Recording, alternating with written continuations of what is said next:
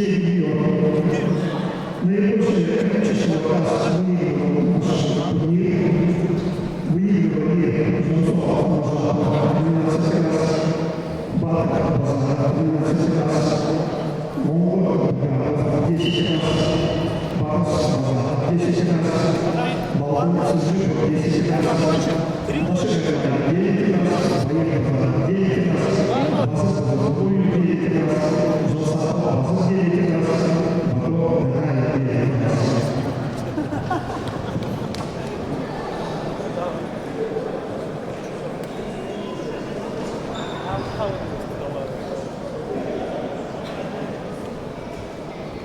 Какие рекорды фехтов?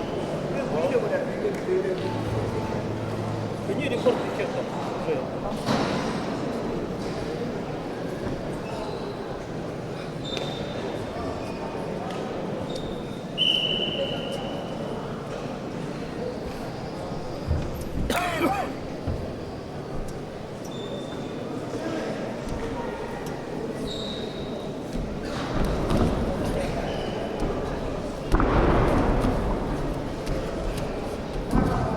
Уважаемые участники,